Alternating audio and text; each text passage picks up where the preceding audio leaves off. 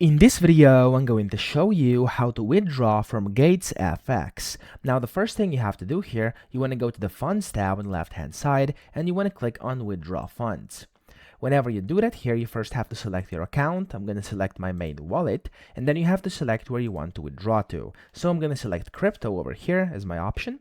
And then here, where it says payment details, you want to select your wallet. So as you can see, I have one approved wallet. However, if you don't have one yet, click on the upload payment details over here. And then here, you want to click I want to upload, put in your wallet address, and then the wallet currency. So for me, I have one on Ethereum, just a random MetaMask wallet here.